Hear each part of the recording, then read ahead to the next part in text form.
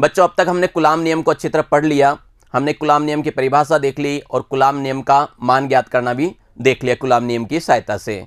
हमने इसका सदिश निरूपण भी देखा, तो बहुल आवेशों के बीच बल को भी देखा। तो आज इसी पे आधारित कुछ आंकिक प्रश्न, न्यूमेरिकल क्वेश्चंस हल करते हैं। ठीक है, तो आज का अपना टॉपिक है कूलाम नियम पे आधारित उदाहरण। तो चलिए एग्जाम्पल देखते हैं हम। यहाँ पे दिया हुआ है 2, ये आपके एनसीईआरटी बुक का ही एग्जाम्पल है। यहाँ लिखा हुआ है 2 वैद्युत आवेशों के बीच स्थिर वैद्युत बल के लिए कूलाम नियम तथा 2 स्थिर बिंदु द्रव्यमान के बीच गुरुत्वाकर्षण बल के लिए न्यूटन का नियम, दोनों में ही बल आवेशों या द्रव्यमानों के बीच की दूरी के वर्ग के व्युत्क्रमानुपाती होता है। ये तो आपको पता ही है, पहले भी हमने इसके बारे में चर्चा कर ली थी कि अगर हम कूलाम नियम की बात करें तो ये जो कूलाम का नियम होता है Fe, क्या था ये बताइए, क्या था? समानुपाती किसके?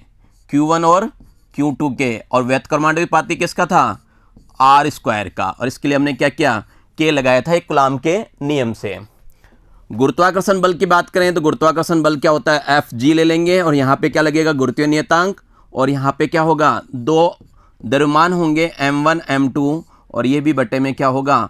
R²। इस एग्जाम्पल में भी यही कहना चाहता है कि कूलाम नियम भी आवेशों के गुणनफल के समानुपाती और मध्य की दूरी के वर्ग के व्युत्क्रमानुपाती होता है, और गुरुत्वाकर्षण जो नियम है, बल है, वो भी क्या होता है? दोनों द्रव्यमानों के गुणनफल के समानुपाती और उनके मध्य के दूरी के वर्ग के व्युत्क्रमानुपाती होता है। इसका ध्यान रखते हुए आगे बढ़ना है। ये पूछना चाहता है कि इन दोनों बलों के परिमाण ज्ञात करके इनका प्रबलताओं की तुलना कीजिए। दोनों का मान ज्ञात करना है, किसका? Fe कूलाम के नियम से बल का, और Fg गुरुत्वाकर्षण बल का, और इनकी तुलना करनी है, इनका अनुपात ज्ञात करना है। कब कब? कुछ कंडीशंस दे रहा है, कब ज्ञात करना है हमें? फर्स्ट 1 इलेक्ट्रॉन और 1 प्रोटॉन के लिए, 1 इलेक्ट्रॉन और 1 प्रोटॉन के लिए। 1 इलेक्ट्रॉन रखा हुआ है, 1 प्रोटॉन रखा हुआ है, तब इसका कूलाम्य बल ज्ञात करना है, गुरुत्वाकर्षण बल ज्ञात करना है, दोनों का अनुपात ज्ञात करना है। सेकंड में हमें क्या करना है? 1 इलेक्ट्रॉन लेना है और 1 प्रोटॉन लेना है, तब ज्ञात करना है। और इस वक्त क्या करना है आपको? त्वरण भी आकलन करना है। इनका क्या करना है? त्वरण का भी हमें आकलन करना है। कुछ वैल्यूज तो आपको दे रखी है, लेकिन ये वैल्यू हमें याद होनी चाहिए। यहाँ दिया हुआ है, कई बार परीक्षा में नहीं देते हैं, तो ये वैल्यू आपको याद होनी चाहिए। क्या क्या दे रखा है देखिए। MP का मतलब होता है प्रोटॉन का द्रव्यमान। प्रोटॉन का द्रव्यमान यह है 1.67 × 10⁻⁻27 किलोग्राम।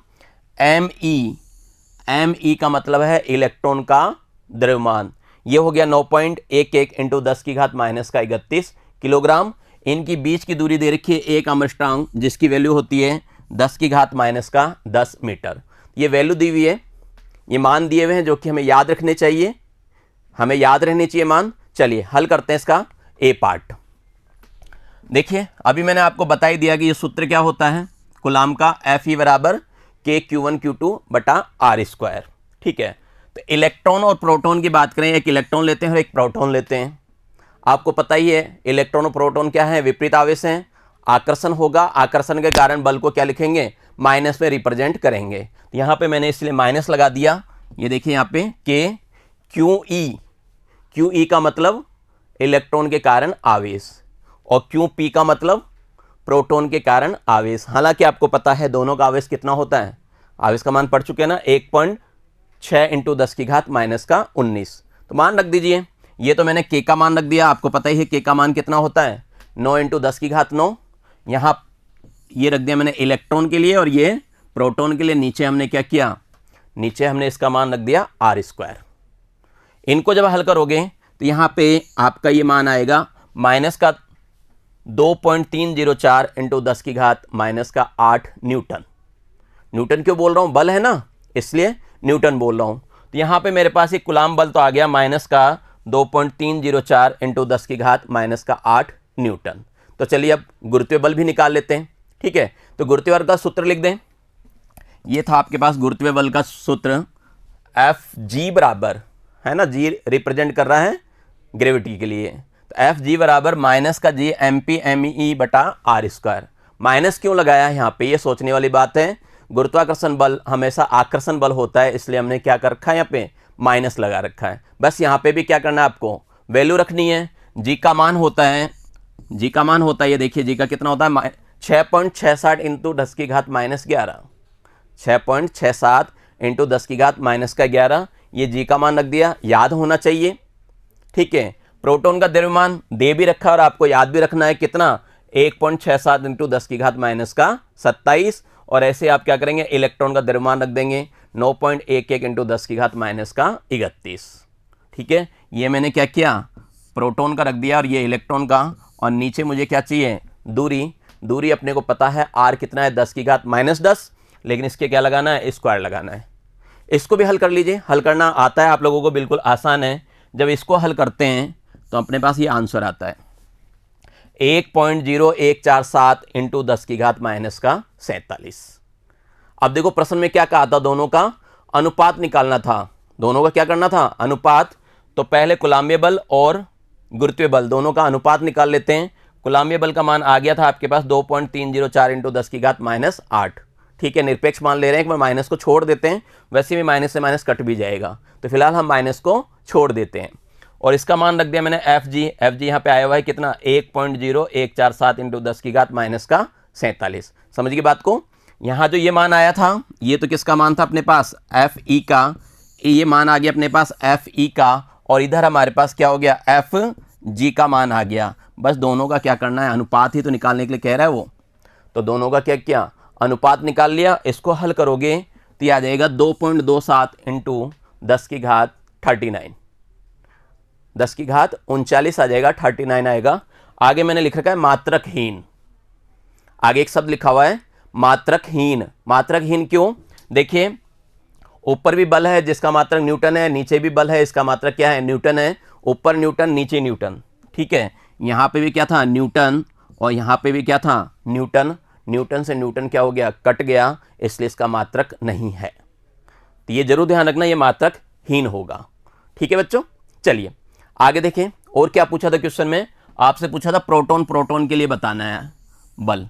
अभी हमने किसके लिए निकाला है इलेक्ट्रॉन और प्रोटॉन के लिए, अब हमें निकालना है प्रोटॉन और प्रोटॉन के लिए। तो वही कुलाम्बीय बल लिख लीजिए, कुलाम्बीय बल की ये हो जाएगा एफ ऑफ ई बराबर माइनस का के क्यू पी, और फिर क्या लोगे क्यू पी लोगे, प्रोटॉन प्रोटॉन ही चाहिए ना, तो हम क्यू पी और क्यू पी ही लेंगे। ठीक है, इसका मान रख दीजिए, क्यूपी का मान कितना हो जाएगा 1.6 इंटू 10 की घात -19, वो भी 1.6 इंटू 10 की घात -19, और के का मान आपको पता ही है, के का मान कितना होता है 9 इंटू 10 की घात 9 रख दिया। नीचे आर स्क्वायर 10 की घात -10 का होल स्क्वायर करोगे तो 10 की घात माइनस का कितना होता है 20। तो इसको भी आप सरल कर लीजिए, जब इसको आप सरल करेंगे तो ये रिजल्ट आएगा आपके पास 2.304 इंटू 10 की घात -8, 2.304 इंटू 10 की घात -8, ये आ गया आपके पास। अब एफ ऑफ जी निकालें, इसका एफ ऑफ जी गुरुत्वीय बल निकालें, तो ये सूत्र हो गया आपके पास जी एम पी बटा आर स्क्वायर। एम पी का मतलब प्रोटॉन का द्रव्यमान, तो प्रोटॉन का द्रव्यमान आपको याद ही है 1.67 इंटू 10 की घात -27, 2 बार लिख लेंगे क्योंकि इसका भी एम पी का भी इतना इसका भी इतना, दोनों का हल कर लीजिए। यहाँ से आपके पास आंसर आ जाएगा 1.86 इंटू 10 की घात -44, 1.86 इंटू 10 की घात -44, ये आंसर आ गया अपने पास। अब वापस से सेम वही प्रक्रिया, दोनों का क्या करना है अनुपात ज्ञात करना है, दोनों का भाग लगा देंगे, और दोनों का भाग लगाते ही यहाँ पे मेरे पास उत्तर आ जाएगा 1.24 इंटू 10 की घात 36, और ये भी क्या होगा मात्रकहीन होगा, मात्रक नहीं होगा। वही पहले वाली कहानी, इस पे भी न्यूटन इस पे भी न्यूटन, न्यूटन से न्यूटन क्या हो गया कट गया भाई, ये भी न्यूटन में है और ये भी न्यूटन में, क्योंकि जो बल प्राप्त हुआ था ना ये न्यूटन में प्राप्त हुआ था, और यहाँ पे जो बल प्राप्त हुआ था ये भी क्या था न्यूटन में प्राप्त हुआ था, इसलिए क्या हुआ न्यूटन से न्यूटन कैंसिल हो गया, ये मात्रकहीन हो गया। समझ गए बात को, कोई दिक्कत नहीं है। अपने को क्या होना चाहिए, एक तो सूत्र याद होना चाहिए और वैल्यूज याद होनी चाहिए। हालांकि इस एग्जाम्पल में वैल्यूज लिखे हुए थे, लेकिन ज़रूरी नहीं है कि परीक्षा में आपके पास मान लिखे हुए आएँ। तो मैंने लास्ट टाइम पढ़ाते वक्त भी आपको ये कहा था इलेक्ट्रॉन और प्रोटॉन के द्रव्यमान याद कर लो, इलेक्ट्रॉन प्रोटॉन के आवेश के मान याद कर लिए, कैपिटल जी का मान याद कीजिए, कैपिटल के का मान याद कीजिए, एप्सिलॉन 0 का मान याद कीजिए। ये वैल्यू आपको याद होनी चाहिए, तभी जाके आप आंकिक प्रश्न कर पाएंगे। ठीक है, अगले पार्ट में चलते हैं। उन्होंने कहा था इलेक्ट्रॉन और प्रोटॉन के कारण, सेकंड पार्ट है इलेक्ट्रॉन और प्रोटॉन के कारण अगर मैं बल निकालूं, पहले निकला हुआ है तो मेरे पास ये बल निकला था कितना 2.304 इंटू 10 की घात माइनस का 8 न्यूटन शुरू में निकाला था ना। देखिए यहाँ पे हमने निकाला था, ये रहा, ये बल निकाला था इलेक्ट्रॉन और प्रोटॉन के कारण। वहां मुझे द्रव्यमान ज्ञात करना है तो सबसे पहले मैंने क्या किया, कुलाम्बीय बल निकाल लिया। ठीक है, हमने यहाँ पे कुलाम्बीय बल निकाल लिया। एफ ही कितना आ गया 2.304 इंटू 10 की घात माइनस का 8 न्यूटन इलेक्ट्रॉन और प्रोटॉन के कारण। अब ये तो पता ही है एफ बराबर क्या होता है, एम ए होता है ना, द्रव्यमान इंटू त्वरण। बल क्या होता है, द्रव्यमान इंटू त्वरण होता है। द्रव्यमान और त्वरण के गुणनफल को बल कहते हैं, ऐसा पढ़ा हुआ है हमने। तो एफ बराबर क्या हो गया, एम ए। तो जब आपके पास एफ बराबर एम ए हो गया, मुझे यहाँ ज्ञात करना है त्वरण। मुझे क्या ज्ञात करना है, त्वरण ज्ञात करना है। तो बच्चों त्वरण का ये सूत्र हो जाएगा क्या, ये त्वरण का सूत्र हो गया ए बराबर एफ बटा एम। यहाँ से ए रोक लिया, एम का हमने क्या किया, भाग लगा दिया। तो ए बराबर क्या हो गया, एफ बटा एम। ये जनरल फॉर्मूला हो गया। पूछा जा सकता है तो आप बता सकते हैं। यहाँ जो एग्जाम्पल में हमसे पूछा गया इलेक्ट्रॉन का त्वरण बताइए, हमें किसका पूछा है, इलेक्ट्रॉन का त्वरण। तो ए के नीचे ई लगा दूंगा पहचानने के लिए, पहचान करने के लिए हमने लगा दिया ए के नीचे ई। तो ए ई बराबर क्या हो गया, एफ ई बटा एम ई। एफ ई तो कुलाम्बीय बल और एम ई का मतलब इलेक्ट्रॉन का द्रव्यमान। बस मान रख दीजिए, आपके पास एफ का मान है और आपके पास क्या है, इलेक्ट्रॉन का द्रव्यमान भी है। दोनों वैल्यू हमने क्या किया, रख दिया 2.304 इंटू 10 की घात माइनस 8 एफ का, और नीचे इसका मान रख दिया हमने 9.11 इंटू 10 की घात माइनस का 31 इलेक्ट्रॉन का द्रव्यमान। ठीक है, इसको भी हल कर लीजिए। इसको हल करेंगे तो हल करने पे ये आएगा 2.53 यानी 2.53, अलग अलग पढ़ते हैं पॉइंट के बाद, 2.53 इंटू 10 की घात 22। त्वरण निकाल रहे हो, मात्रक आप जानते हो मीटर पर सेकंड स्क्वायर होता है। तो आगे हमने क्या किया, मात्रक लगा दिया। इलेक्ट्रॉन का क्या निकल गया, त्वरण निकल गया। ऐसे ही आप सेम इसी विधि से प्रोटॉन का त्वरण निकाल सकते हैं। क्या बदलेगा, ये तो सेम रहेगा, एफ 2.304 इंटू 10 की घात माइनस 8, और चेंज क्या करना है, इसका मान एम पी। एम पी का मतलब, एम पी का मतलब प्रोटॉन का द्रव्यमान। तो यहां पे प्रोटॉन का द्रव्यमान आ जाएगा 1.67 इंटू 10 की घात माइनस का 27 किलोग्राम। इसको भी अपन हल कर लेंगे, और हल करने के बाद आपके पास ये उत्तर आएगा 1.38 इंटू 10 की घात 19 मीटर पर सेकेंड स्क्वायर। तो ये आपका कंप्लीट। समझ गए उदाहरण को। हालांकि आपके बुक में आंसर थोड़े से आगे पीछे मैच नहीं कर रहे हैं, सही ये है, वहाँ पे उन्होंने क्या कर रखा है, एप्सिलॉन का मान रख के फिर हल किया 1/4 पाई एप्सिलॉन 0 को, इसलिए थोड़ी सी वैल्यू क्या कर रही है, वेरिएबल कर रही है। तो आप इससे करके आएँ, कोई दिक्कत नहीं है, बिल्कुल सही आंसर है। ठीक है, चलिए हम और एग्जाम्पल देखते हैं। यहाँ पे एक एग्जाम्पल और दिया हुआ है, ये भी आपकी बुक से लिया गया है, एनसीईआरटी की बुक से लिया गया है। यहाँ लिखा हुआ है धातु का आवेशित गोला ए नायलॉन के धागे से निलंबित है। निलंबित का मतलब है बंधा हुआ। ठीक है, बंधा हुआ है। विद्युत रोधी हत्ती द्वारा किसी अन्य धातु के आवेशित गोले बी को इतने निकट लाया जाता है कि, चित्र दिखा रहा हूं ये आपको, इनके केंद्र के बीच की दूरी कितनी रखी जाती है, 10 सेंटीमीटर रखी जाती है। ठीक है, कितनी, 10 सेंटीमीटर। कुछ इस तरह एक ये गोला है ए और ये गोला क्या है बी, और इनके बीच में कितनी दूरी रखी है, 10 सेंटीमीटर रख रखी है। इसमें एक हत्ता लगा हुआ है, हाथ से पकड़ रखे हैं। हत्ता क्यों लगाए हुए हैं, याद करो, इस पे हत्ता क्यों लगाया हुआ है, ताकि क्या हो, आवेश यहाँ रुक जाए, है ना, कुचालक के कारण। अगर हत्ता नहीं लगाते हैं, हाथ से पकड़ते हैं, तो अपना हाथ भी क्या था चालक, तो आवेश रुक ही नहीं पाता, आगे बह जाता। ठीक है, तो ये कहना चाहते हैं। फिर क्या कह रहे हैं, ए के परिणामी प्रतिकर्षण को नोट कीजिए, यानी ए पे परिणामी बल कितना लग रहा है, कुलाम्बीय बल लगेगा, उसको नोट करना है, नहीं वो हमें बताना है।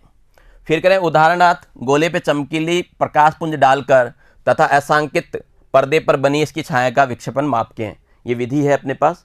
फिर उसके बाद क्या कह रहे हैं, ए तथा बी गोले को चित्र के अनुसार अनावेशित गोले सी तथा डी से स्पर्श कराया जाता है। अब क्या करते हैं, कौन से गोले से कराते हैं, ए को तो सी से और बी को क्या करते हैं, डी से। सी और डी क्या है, अनावेशित है। सी और डी कैसा है, अनावेशित है, तो इस पर स्पर्श कराया जा रहा है।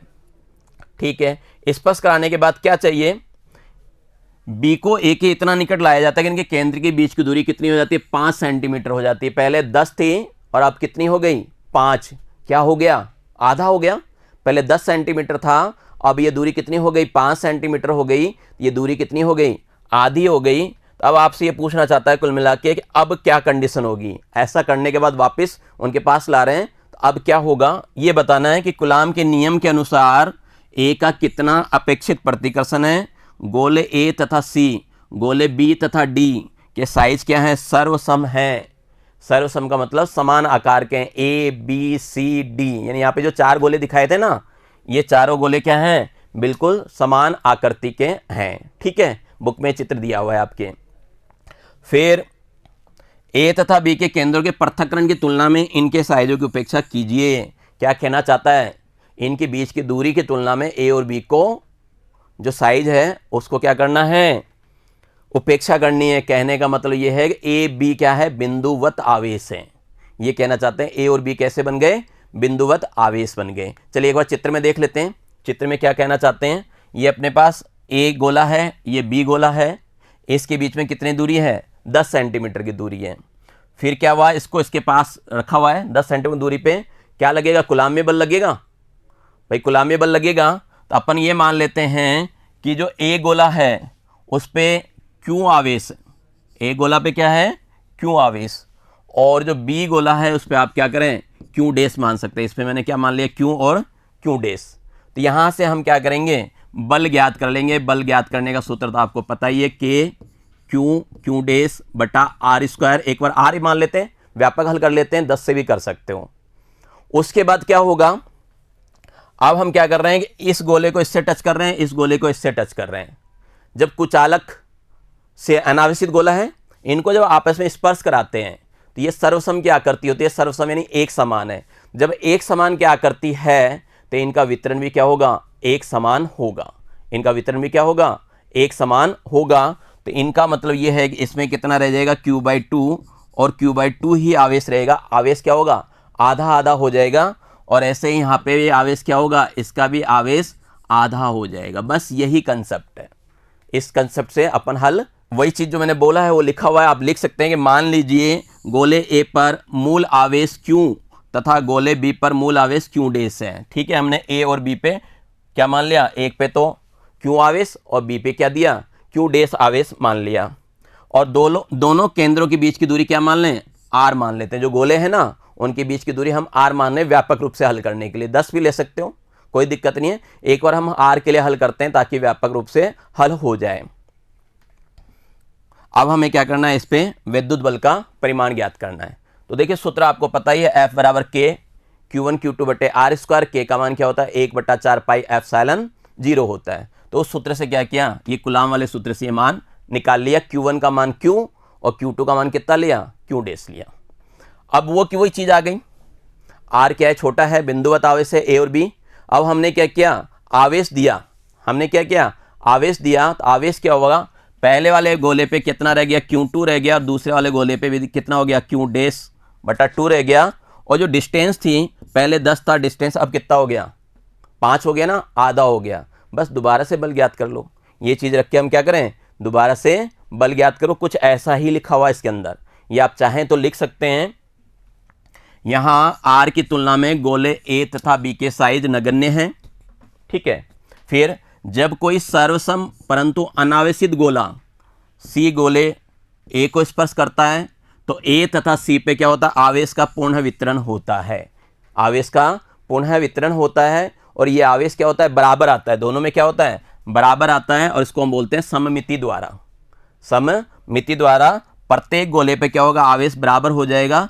पहले आवेश कितना था, Q, बराबर होने का मतलब Q/2 और Q/2, यानी A में Q/2 हो जाएगा और C में क्या होगा, Q/2 हो जाएगा। सेम ये की ये प्रक्रिया B और D में होगा, वहां पे आवेश कितना हो जाएगा, Q डैश बटा 2 हो जाएगा। बस अब निकाल लीजिए आप कूलाम्ब बल, अब निकाल लीजिए। अब निकालोगे तो पहला आवेश तो Q/2, ठीक है, और दूसरा आवेश कितना हो गया, Q डैश बटा 2। ठीक है, यहां तक। बटे में R स्क्वायर, R की जगह क्या लेना है आपको, R/2 लेना है। और यहाँ पे अपने पास K का मान है 1/4 पाई एप्सिलॉन 0। समझ गए इस बात को, क्लियर। ये आगे होगी बात समझ में आपके सबके कुलामी नियम से। अब देखिए यहाँ पे क्या करें कि ये जो अपने पास q/2 है, फिर अपने पास q'/2 है, और नीचे क्या r/2 का स्क्वायर करोगे तो r/4 होगा, ये होगा। और ये अपने पास है ये 1/4 पाई ε0। अब देखिए कटता है क्या, यहाँ पे कोई मान कट रहे हैं क्या, तो आप ये कहेंगे सर ये कट रहा है, 2 दूनी 4 और ये 4 क्या हो गया, कट रहा है। और जब ये कट रहा है तो कटने के बाद जो बचा वो आपके पास यही बचेगा, ऊपर q बच गया और नीचे क्या बच गया, r²। अब यही बच गया। ये रिजल्ट तो आपका पहले भी आया था, जब अपन ने शुरू में निकाला था तो ये रिजल्ट क्या था, उस टाइम पे भी आया था। तो इसका मतलब क्या हो गया, दोनों बराबर हो गए। क्या हो गया, इसका मतलब दोनों बराबर हो गए, यानी पहले का बल और बाद का बल क्या है, बिल्कुल समान है। क्लियर। यहाँ लिख सकते हैं इस प्रकार बी के कारण ए पर स्थित विद्युत बल अपरिवर्तित रहता है। क्लियर। यहाँ पे हमने क्या किया, दोनों का आवेश कम किया, उसका आधा इसका आधा किया, और दूरी को भी क्या किया, आधा कर दिया, इसलिए क्या रह गया, ये अपरिवर्तित रह गया। उम्मीद करता हूँ एग्जाम्पल समझ में आया होगा। ठीक है, चलिए बढ़ते हैं अगले एग्जाम्पल की ओर। ये एग्जाम्पल है अपने सामने कि 3 आवेश हैं, बुक का ही एग्जाम्पल है। 3 आवेश है Q1, Q2 और Q3। ठीक है, 3 आवेश आ गए, इस पे विचार करना है। और कैसे करना है कि Q के बराबर है, प्रत्येक आवेश का मान क्या है, Q है। तीनों आवेश क्या है, Q Q Q। ओके। तथा L भुजा वाले समबाहु त्रिभुज के शीर्ष पर स्थित है। यहाँ शब्द लिखा हुआ है, देखो समबाहु त्रिभुज। सब जानते हैं समबाहु त्रिभुज क्या होता है, जिसकी तीनों भुजाएं समान होती है।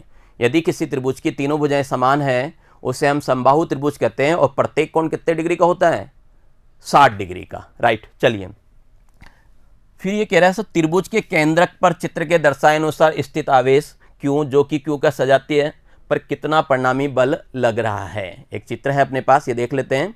तो यहाँ पे क्या कह रहे हैं कि अपने पास A, B और C ये क्या है, समबाहु त्रिभुज इक्विलेटर ट्राइंगल है। ठीक है।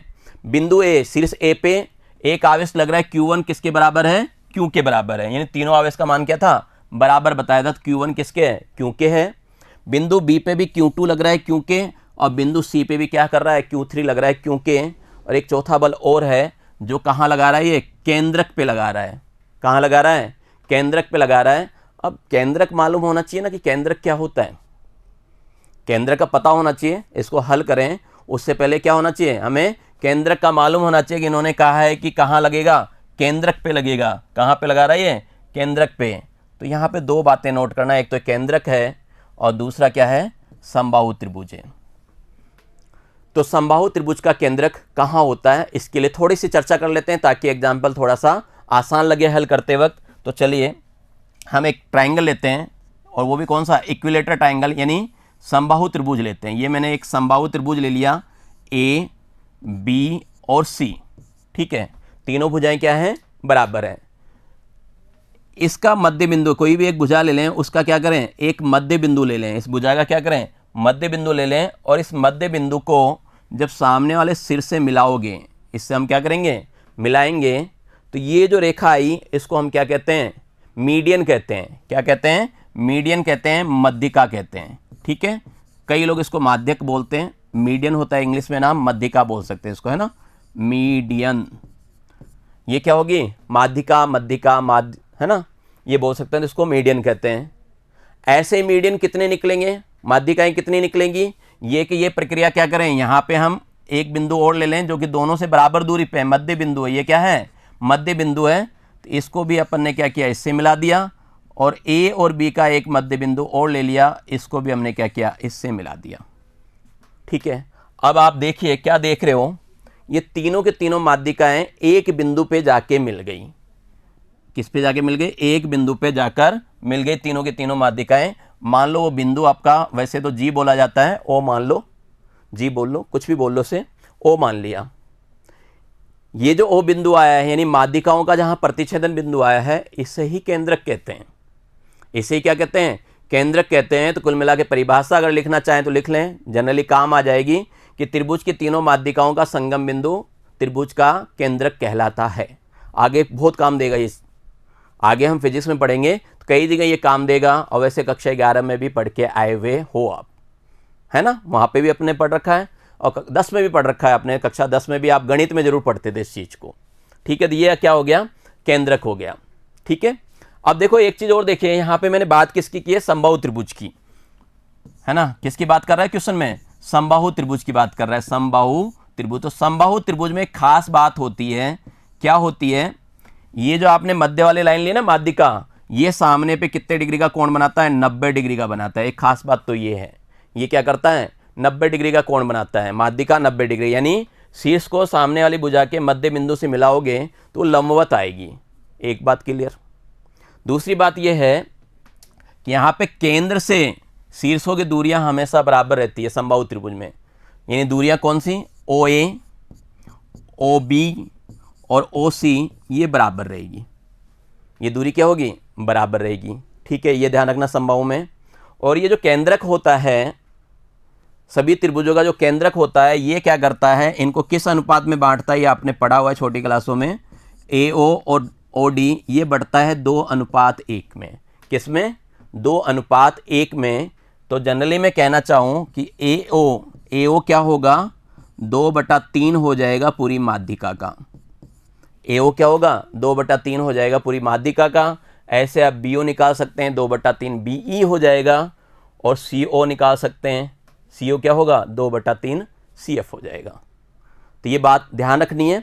अगर ये ध्यान है तो इस एग्जाम्पल को हम आराम से कर सकते हैं और आगे भी त्रिभुज अपन आसानी से हल कर सकते हैं, ठीक है। अगर आपके दिमाग में है कि सर इसका मैं AO की दूरी निकालना चाहते हैं, मैंने क्या बताया, AO, BO और CO यानी OA, OB, OC ये दूरियां बराबर होती है। अगर आप समबाहु त्रिभुज के लिए निकालना चाहते हैं तो इस दूरी को भी आसानी से निकाल सकते हैं। समबाहु त्रिभुज के लिए भी हम इस दूरी को निकाल सकते हैं। कैसे निकाल सकते हैं, तो देखिए निकाल लेते हैं उसको भी। हमने बात की है, अपने पास क्या था, त्रिभुज था। कौन सा त्रिभुज था, कौन सा त्रिभुज था, समबाहु त्रिभुज था। और यहाँ से हमने क्या किया, इस पर लंब डाल दिया, ये AD हो गया। जब ये समबाहु त्रिभुज है तो समबाहु त्रिभुज का हम जानते हैं कितने का होता है कोण, प्रत्येक कोण 60 डिग्री का होता है। ये भुजा मान ली मैंने L, यहाँ पे L ही मान लेता हूँ ताकि उस एग्जाम्पल को भी आसानी से हल कर सकूँ। ये L मान लिया। कक्षा 10 में आपने ये पढ़ा था साइन थीटा क्या होता है, साइन थीटा होता है लंब बटे कर्ण। लाल बटा कक्का याद आया, साइन थीटा क्या होता है, लंब बटे कर्ण होता है। अब देखिए लंब क्या होता है, थीटा के जो सामने होता है वो लंब होता है और 90 डिग्री के जो सामने होता है वो क्या होता है, कर्ण होता है, ठीक है। तो यहाँ पे अगर मैं थीटा की बात करूँ कि यहाँ पे थीटा की बात करें तो थीटा कितना है, थीटा कितना है 60 डिग्री, ठीक है। थीटा कितना है 60, 60 के सामने लंब क्या होगा AD, कितना हो गया AD, और 90 के सामने कर्ण क्या होगा AC। बस इससे आप AD और AC आसानी से ज्ञात कर सकते हैं। यानी कुल मिला के अगर हम इसको और हल करें तो AD बराबर क्या हो जाएगा AC गुणा साइन 60, और साइन 60 का मान आपको पता ही है, पता है ना। इस तरह हम मान निकाल सकते हैं AD का। तो चलिए ये मान हम प्रश्न में ही निकाल लेते हैं, वहाँ काम भी देगा। तो अपन अपने एग्जाम्पल पे आ जाते हैं।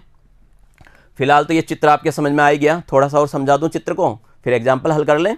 यहाँ पे क्या है कि ये जो बीच में क्यों है, कहाँ पे, केंद्रक पे, इस पे बल लगेंगे। इस पे कौन कौन से बल लगेंगे, A बिंदु पे जो आवेश है उसके कारण लगेगा, B पे है और C पे है, तीनों के कारण लगेगा। तो B के कारण तो F2 बल होगा और C के कारण क्या होगा, F3 बल होगा, ठीक है। और A के कारण लेना चाहें तो A के कारण क्या होगा, F1 होगा। A के कारण F1 बल, B के कारण F2 और C के कारण क्या होगा, F3 होगा। तो थोड़ा सा हल करते हैं, अच्छा एग्जाम्पल है। यहाँ पे वही बातें हैं कि हम जानते हैं समबाहु त्रिभुज में केंद्रक शीर्षों से समान दूरी पर रहता है। यदि यह दूरी R है तो AO और BO और CO बराबर R क्या होंगे, बराबर होंगे। AO, BO, CO तीनों क्या होंगे, बराबर होंगे। और L भुजा के समबाहु त्रिभुज ABC में यदि हम भुजा BC पे AD लंब खींचे, बताया था आपको, अगर समबाहु त्रिभुज पे क्या करोगे, लंब खींचोगे, वही माध्यिका होती है। और उसमें हमने एक रिजल्ट निकाल लिया था, क्या निकाला था रिजल्ट अपन ने, कि AD बराबर AC साइन 60 डिग्री लंब बटा कर्ण से। अब हमें क्या करना है, साइन 60 का मान रख दिया और AC का मान रख दिया। साइन 60 का जो मान होता है वो √3/2 होता है और AC का मान रखा हुआ है कितना, L। तो ये आपके पास AD आ गया, पूरी माध्यिका आ गई। अब मुझे क्या करना है, केंद्रक से शीर्ष की दूरी ज्ञात करनी है। तो केंद्रक से जो शीर्ष की दूरी होती है वो क्या होती है, केंद्रक से जो दूरी होगी वो क्या होगी, तो बताइए। केंद्रक से दूरी के लिए मैंने आपको बताया था कि AO AO क्या हो जाएगा 2/3 AD के। AO क्या होगा 2/3 AD के आ जाएगा। तो हमने क्या किया 2/3 इसका AD निकाल लिया। तो निकालिए AD का मान कितना था, AD का मान √3/2 था और इसको 2/3 से गुणा कर लेंगे तो ये आएगा आपके पास 1/√3L। समझ गए क्या बात को, ये 2/3 और AD का मान रखा था अपन ने √3/2L। ठीक है, तो देखिए यहाँ पे पहले भी अपन ने ऐसे सवालों को कर रखा है। 2 से 2 गया, √3 से जब 3 को काटते हैं तो कितना आता है √3 आता है। तो AO का मान, BO का मान और CO का मान, इन सब का मान कितना होगा L/√3 होगा। ठीक है, ये निकल गया। निकाल इसलिए लिया कि थोड़ा सा कंसेप्ट क्लियर हो जाए, वरना हम डायरेक्ट भी कह सकते थे AO BO CO R, उससे भी सवाल हो जाता है। कोई बात नहीं, हमने यहाँ पे मान निकाल लिया। अब देखिए हम क्या करें, वही बात करें कि A पर जो स्थित आवेश है, हमारे पास A पे कौन सा आवेश है Q1, हमने क्या मान रखा है Q1, और Q1 की वैल्यू कितनी है, Q1 की वैल्यू कितनी है Q। तो A पर स्थित आवेश Q, ठीक है, इसके कारण Q पे लगने वाला बल, केंद्रक पे जो बल है ना, केंद्रक पे जो आवेश है कैपिटल Q, उस पे लगने वाला बल कितना होगा, उसको हमने मान लिया F1। क्या मान लिया F1। कूलाम्बीय नियम से लगा सकते हैं, पहला आवेश क्या हो जाएगा कैपिटल Q, दूसरा आवेश स्मॉल q, बीच की दूरी है ना, बीच की दूरी कितनी है, अभी जितनी निकाली आपने L/√3 और L/√3 का, ठीक है, स्क्वायर करके हल कर सकते हैं। तो चलिए मैं इसको हल करके दिखा देता हूँ एक बार, यहाँ पे किया हुआ नहीं है, मैं आपको हल कर दूँ कि कैसे आया। तो देखिए यहाँ पे आपके पास था k का मान था 1/4 पाई ε0। फिर पहला आवेश q, दूसरा आवेश q बटे में क्या है बीच की दूरी, बीच की दूरी कितनी ले रखी है हमने L/√3, कितनी ले रखी है L/√3, इसका मुझे वर्ग करना है। तो L आ गया बटा √3 का कितना हो गया स्क्वायर, ठीक है, कितना हो गया स्क्वायर। अब वर्ग करूंगा तो √3 का जो वर्ग होता है वो कितना होता है 3, और ये 3 क्या होगा ऊपर चला जाएगा, 3 क्या होगा ऊपर चला गया, ये आ गया 3, तो ये हो गया 3/4 पाई ε0 q बटा L²। और इसकी दिशा देखिए आप, इसकी दिशा किधर की ओर आएगा, तो इसकी दिशा क्या होगी AO के अनुदिश होगी नीचे की ओर। ठीक है, ये आपके पास ये बल आ गया, ठीक है, AO के अनुदिश, A से O की तरफ इसकी दिशा होगी। क्लियर। सेम ऐसा कैसे, देखो यहाँ पे भी Q है, यहाँ पे भी Q है, दूरी सबकी बराबर है, तो सेम ऐसा कैसे F2 का मान भी यही आएगा, बस दिशा क्या होगी B से O की ओर। और यहाँ पे जो F3 है इसका मान भी क्या होगा, यही होगा, दिशा क्या होगी C से O की ओर। ठीक है, तो इस प्रकार हम लिख देंगे। ठीक इसी तरह ये आपके पास F2 का मान आ गया और ये क्या हो गया F3 का मान आ गया। यहाँ तक कोई डाउट नहीं होना चाहिए। हमने क्या किया F1 F2 और F3 निकाल लिया। अब देखिए मुझे क्या करना है, जब मैंने F1 F2 F3 निकाला और सबका मान क्या देखा बराबर आया है, ये ध्यान भी रखना सबका मान क्या है बराबर आया है। अब अपने को क्या करना है, समांतर चतुर्भुज के नियम से ये जो दो बल थे ना आपके F2 और F3, इनका परिणामी निकाल लो। इनका क्या करें हम परिणामी निकाल लें। अब इनका परिणामी बल निकालने के लिए आपको यह पता होना चाहिए कि F2 और F3 के बीच में कोण कितने डिग्री का है, एंगल कितने डिग्री का है। तो यहाँ पे देखोगे, यहाँ पे तीनों बन रहे हैं, यहाँ पे क्या है ये बन रहा है, बराबर बराबर दूरी पे हैं, तो इनके बीच के जो एंगल होंगे वो कितने कितने डिग्री के होंगे 120 डिग्री के होंगे। 120 120 120 इस तरह 360 हुआ है, तो बीच का कोण कितना है 120 डिग्री है। इनके बीच का एंगल कितना है 120 डिग्री है, परिमाण में बराबर है। एक एग्जाम्पल आपको लास्ट वीडियो में कराया था कि अगर तीन बल हैं समान हैं और 120 डिग्री का लग रहा है, याद आया, तो क्या थे वो संतुलन अवस्था में थे ना। या फिर दो बल ले लें और 120 डिग्री का लगा दें, तो जो तीसरा परिणामी बल होता है वो भी क्या होता है दोनों बल के तुल्य आता है, और उसकी दिशा क्या होती है उनके मध्य के जो कोण बन रहा है उसके अर्धक है ना, बीच को बराबर भाग में बांटता हुआ निकलता है। किया था हमने, और फिर भी हमने क्या किया यहाँ पे इसको कर रखा है। देखिए मैंने लैम्बडा मान लिया, वो जो बल है ना वो लैम्बडा के बराबर मान लिया, और यहाँ पे मैंने इसका परिणामी निकाल दिया। ठीक है, हम क्या कर रहे हैं परिणामी बल निकाल रहे हैं F2 और F3 का समांतर चतुर्भुज के नियम से। तो ये सूत्र होता है आपके पास, अगर दो बल हैं आपके पास तो फॉर्मूला ये होता है F बराबर अंडर पहले का स्क्वायर प्लस दूसरे का square plus 2 PQ cos theta, ऐसे लगाते हो। तो यहाँ पे जो क्या है पहला बल तो आपका F2 है और दूसरा बल क्या है, F3 है, लेकिन दोनों बल क्या हैं, बराबर हैं। दोनों बल का मान कितना आ रहा है, बराबर आ रहा है, और बीच का कोण कितना आ रहा है, 120 डिग्री। तो दोनों बलों को जो मैंने लैम्बडा मान रखा है और बीच में मैंने क्या किया, कोस 120। कोस 120 का मान आपको पता ही है कितना होता है, कोस 120 का मान होता है माइनस का 1/2। तो यहाँ पे अपन ने क्या किया, माइनस का 1/2 लगा दिया, और ये 2 से 2 कट गया। ऐसा एग्जाम्पल किया था, याद आ गया होगा। 2 से 2 कट गया, तो ये 2 lambda square minus lambda square, finally क्या आ गया, लैम्बडा आ गया, जो कि मैं कह रहा था आपको कि दो समान बल हैं और 120 डिग्री पे लग रहे हैं, तो परिणामी बल क्या होगा, उसके बराबर ही आएगा, उनके बराबर ही आएगा। और दिशा भी अगर देखना चाहते हैं, ये मान उसका आ गया, दिशा देखना चाहते हैं तो दिशा वाला सूत्र लगा दीजिए, tan अल्फा बराबर दूसरा बल साइन 120 बटे में पहला बल प्लस दूसरा बल और कोस 120। 120 क्यों ले रहा हूँ, बीच का कोण 120 है। तो पहले बल का मान मैंने लैम्बडा माना है और इधर भी क्या किया, लैम्बडा। और साइन 120 का मान होता है √3/2।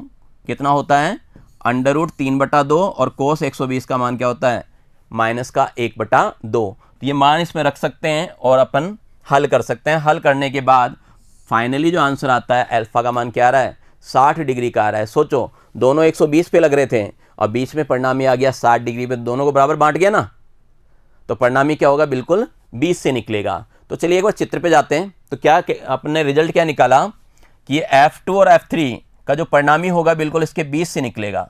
क्या होगा, बिल्कुल इसके 20 से निकलेगा। मान लो ये F4 है या F मान लें, थोड़ी देर के लिए कुछ भी मान लें, F या F4 कुछ भी मान लो। अब ये जो बल है ऊपर वाला और नीचे वाला F1, देखिए दोनों एक दूसरे के क्या हो गए, दोनों एक दूसरे के क्या हो गए, विपरीत हो गए और परिमाण में भी क्या हुआ, बराबर आ गया। क्यों, इसका मान भी तो इसके बराबर ही आया, F2 या F3 के। और अपन ने पहले देख लिया था F1 F2 F3 तीनों मान क्या थे, बराबर थे। तो आप इसको जोड़ के बता सकते हो, यहाँ पे कुल बल आपको नजर आ जाएगा। ठीक है, F आपका OA के अनुदिश आ गया, तो F वेक्टर क्या हो गया, माइनस F1 के बराबर हो गया, यानी दिशा क्या हो गई, विपरीत हो गई। तो अब अगर आप Q पर कुल बल देखना चाहें तो Q पे कुल बल कितना हो गया, F1 plus F2 plus F3, इसका मान कितना आ गया, 0 आ गया। कैसे आ गया भाई, एग्जाम में तो लिखोगे, एग्जाम में कैसे दिखाओगे इस चीज़ को, ये बीच वाली लाइन। तो यहाँ पे देखिए क्या करना है, Q पे जो बल लग रहा था वो क्या लग रहा था, यानी F आ गया अपने पास, और F प्लस F1 कर लेता हूँ। F प्लस F1 का मान कितना आया, 0 आया। यहाँ से इस F का मान क्या था, तो ये F का मान हमने ले रखा था वहाँ पे F2 प्लस F3, यही ले रखा था ना, F2 प्लस F3। तो इससे आ गया, देखिए आपके पास ये तीनों मान क्या हो गए, तीनों को जब जोड़ा तो 0 आ गया। तो इसका मतलब क्या है, बल वहाँ पे संतुलन की अवस्था में, बल कैसा है, संतुलन की अवस्था में। क्लियर। तो ऐसे करके आए, किताब में थोड़ा शॉर्ट बता रखा है, आप यूँ डिटेल कर सकते हैं, आपका ज्ञान भी बढ़ेगा और इस प्रकार के जितने भी क्वेश्चन आते हैं आसानी से कर सकते हो, क्योंकि परीक्षा में आता जरूर है, एक ना एक आंकिक प्रश्न कूलाम के नियम पे अवश्य बनता है। चलिए एक और देख लेते हैं। यहाँ पे एग्जाम्पल दिया हुआ है कि चित्र में दर्शाए अनुसार किसी समबाहु त्रिभुज के शीर्ष पर स्थित आवेश Q और माइनस Q है। यहाँ पे आवेश क्या है अपने पास देखना, एक तो Q है, फिर Q है और माइनस का Q है, Q और माइनस का Q। अब आपको पता करना है प्रत्येक आवेश पे कितना बल लग रहा है, प्रत्येक आवेश पे बात करना है। पिछली बार तो बीच में Q लग गया था, यहाँ पे शीर्षों पे पता करना है कि प्रत्येक आवेश पे कितना बल लग रहा है। तो देखो यहाँ पे जब हम ये पता करना चाहें कि प्रत्येक आवेश पे कितना बल लग रहा है तो कैसे पता करोगे, बताइए। मेरे पास मान लो ये A बिंदु है और ये क्या है, B बिंदु है और ये क्या है, C बिंदु है। ठीक है, A पे लग रहा है Q1 आवेश, B पे लग रहा है Q2 आवेश और C पे लग रहा है Q3 आवेश।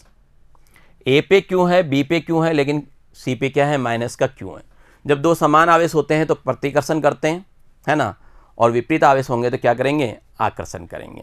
ठीक है, जनरली हम इसको वैसे ही समझ लेंगे, आसानी से समझ में आ जाएगा आपके कि हम क्या करें, इसको हटा लें एक बार।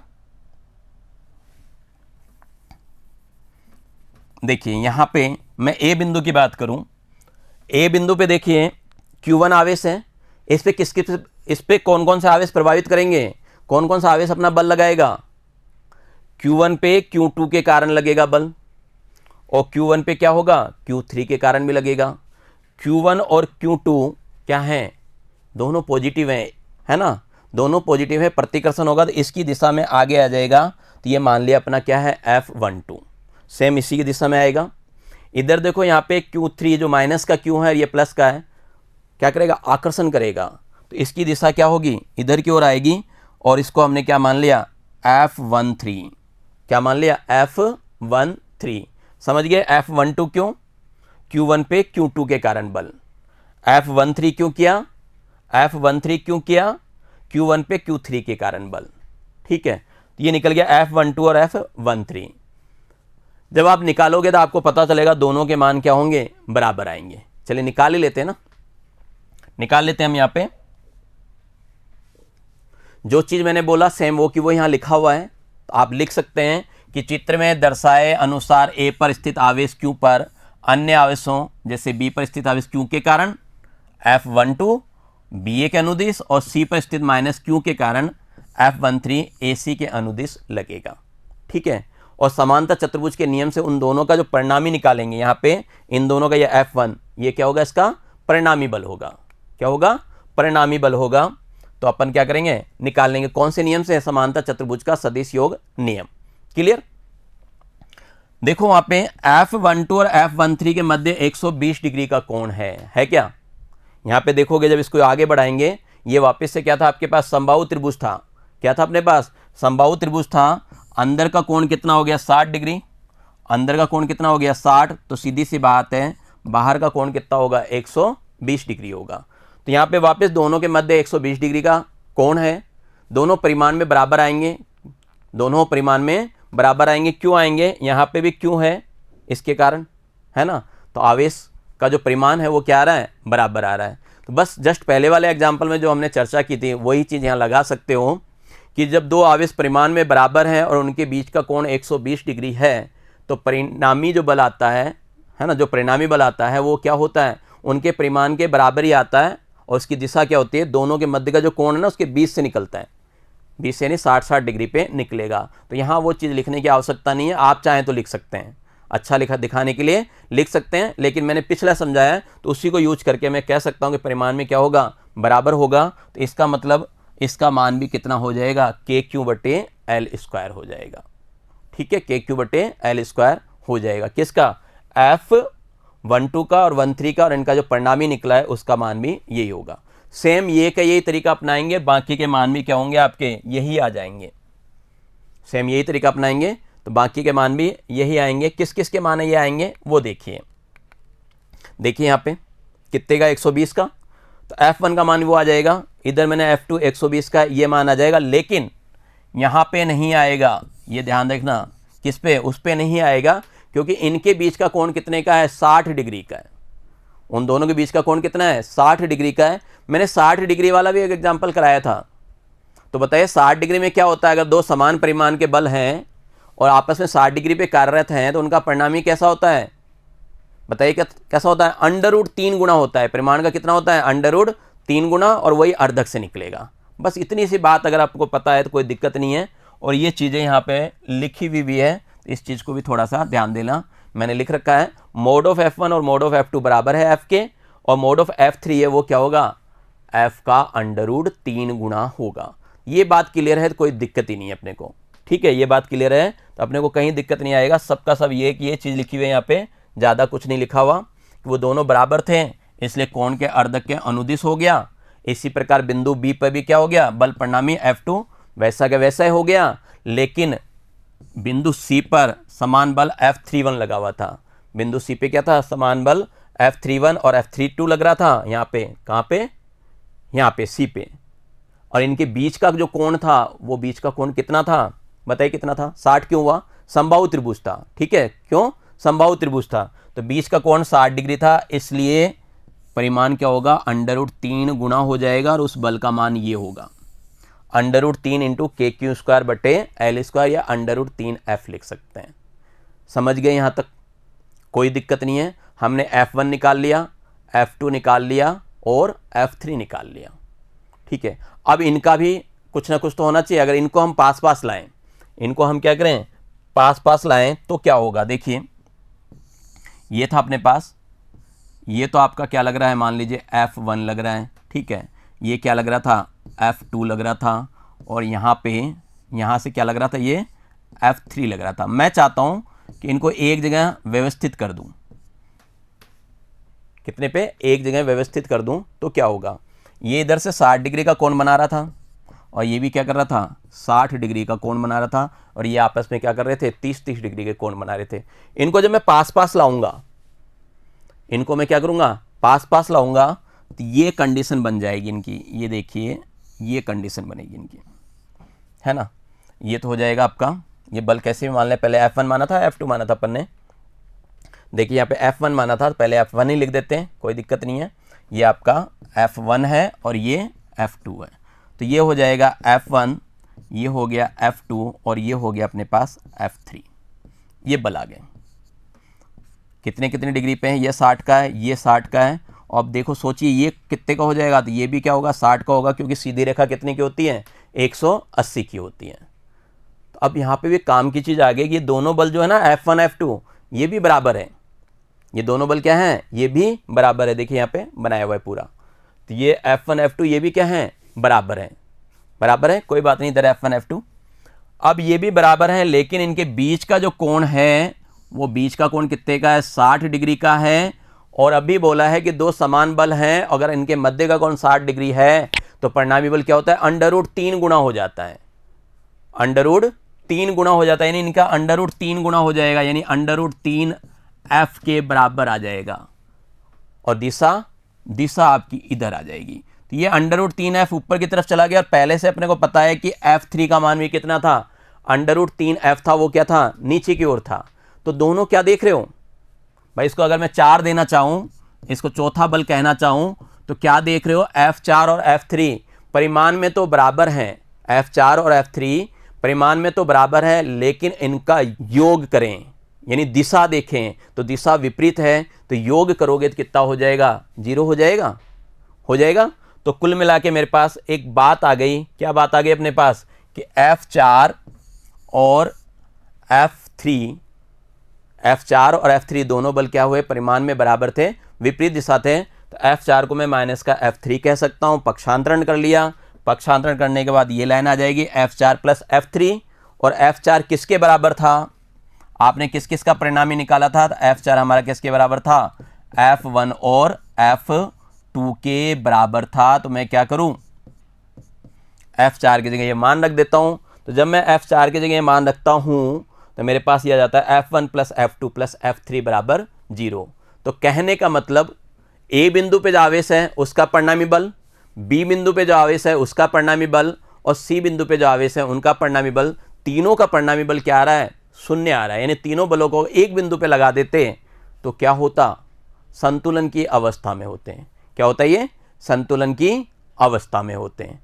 तो समझ गए इस एग्जाम्पल को भी, कंसेप्ट आपको क्लियर रखना है। कुछ न्यूमेरिकल्स और आएंगे, जब हम चैप्टर एंड करेंगे तो लास्ट में एक्सरसाइज कराऊंगा, अभ्यास प्रश्न कराऊंगा, वहाँ पे और हम न्यूमेरिकल देखेंगे। तो बच्चों, आज की कक्षा में इतना ही। हमने यहाँ आवेश को कंप्लीट कर लिया है, आवेश पूरा हो चुका है। अगली कक्षा में, यानी अगले वीडियो में हम पढ़ेंगे विद्युत क्षेत्र के बारे में, क्योंकि हमारे टॉपिक का नाम क्या है, पाठ का जो नाम है वो क्या है, विद्युत आवेश एवं क्षेत्र।